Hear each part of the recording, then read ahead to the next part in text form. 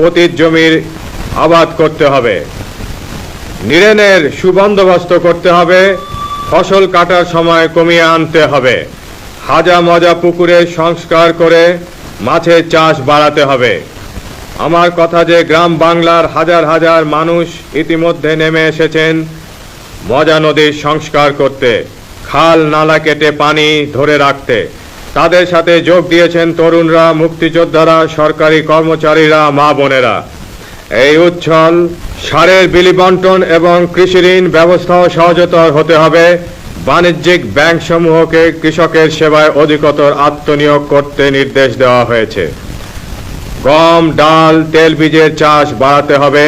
খাদ্যে স্বয়ংসম্পূর্ণতা অর্জনের লক্ষ্য সামনে রেখে সবাইকে কাজ করে যেতে হবে। কৃষি গবেষণার কাজ সর্বতোভাবে এগিয়ে নেওয়া হবে। মৌসুম উপযোগী নতুন নতুন বীজ উদ্ভাবনের কাজে গবেষণা কেন্দ্র সমূহকে সক্রিয় হতে হবে। ভাতের উপর নির্ভর না করে মাছ, গোশত, সবজি ও ফলমূলের ন্যায় পুষ্টিকর খাদ্যের উৎপাদন আরও বাড়াতে হবে এবং জাতীয়ভাবে ও স্থানীয়ভাবে খাদ্য মজুত রাখা হবে, যাতে ৭৪-এর দুর্ভিক্ষের মতো অবস্থার পুনরাবৃত্তি আর না হয়। সরকারিভাবে ন্যায্য দামে ধান চাল কেনার ব্যবস্থা আরও ব্যাপক, সহজ ও শক্তিশালী করা হবে। পাট চাষিরা যাতে ন্যায্য মূল্যে পাট বিক্রি করতে পারেন এবং সাথে সাথে মূল্য পেয়ে যান, তার ব্যবস্থা নিতে হবে। আমি সারা দেশব্যাপী গত ১ বছর থেকে বলছি, সমস্ত রাস্তা বাঁধে দুপাশে, নদীর পাড়ে, খালের পাড়ে ফলের গাছ লাগান। এইরকম ভাবে সারা বাংলাদেশ ব্যাপী যদি ফলের গাছ লাগানো হয়, আম গাছ, কাঁঠাল গাছ, যা খুশি লাগান। একদিকে যেমন আপনাদের পুরানি কাঠের চাহিদা মিটবে, অন্যদিকে আপনারা বিপুল পরিমাণে ফল উৎপাদন করতে পারবেন। আমাদের হিসাবে এরকম ভাবে ফল উৎপাদন করলে বছরে প্রায় ২,০০০ কোটি টাকার অতিরিক্ত ফল উৎপাদন করতে পারবেন।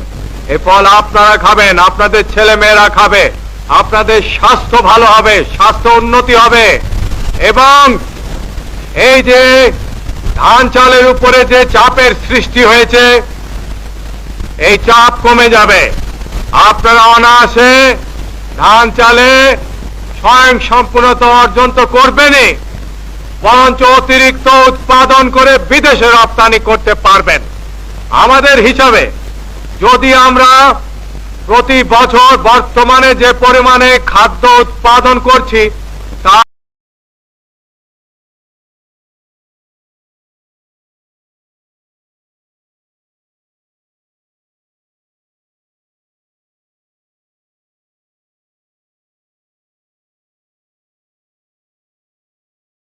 সরকার জনগণ একসাথে মিলে কাজ করবে, না হলে হবে না। এত বড় কাজ, এত টাকা নেই, কিন্তু যদি স্বেচ্ছাশ্রমের ভিত্তিতে জনগণকে আপনারা এগিয়ে নিয়ে আসেন, এটা অনেক সহজে হয়ে যাবে। নতুন কিছু না, দেশের অন্যান্য জায়গায় হচ্ছে, বড় বড় খাল নদী খুঁড়ে ফেলছে লোকে স্বেচ্ছাশ্রমের ভিত্তিতে। আপনাদেরকেও এগিয়ে আসবে। জাতীয় স্বাস্থ্যের উন্নতির জন্য বর্তমান ব্যবস্থার পাশাপাশি অতিরিক্ত পদক্ষেপ হিসেবে সকল ইউনানি, আয়ুর্বেদীয় এবং হোমিওপ্যাথিক চিকিৎসা উৎসাহিত করা হবে এবং দেশজ ঔষধের গবেষণার জন্য অধিক অর্থ বরাদ্দ করা হবে। দেশীয় পাশ্চাত্য চিকিৎসার পাশাপাশি প্রয়োগ, উচ্চ শিক্ষিত ও নগ্নপদ উভয় শ্রেণীর ডাক্তারদের নিয়োগ এবং অন্যান্য আনুষঙ্গিক ব্যবস্থার মাধ্যমে পর্যায়ক্রমে চেষ্টা করা হবে, যাতে কালে সবার চিকিৎসা সুবন্দোবস্ত সম্ভব হয়ে ওঠে।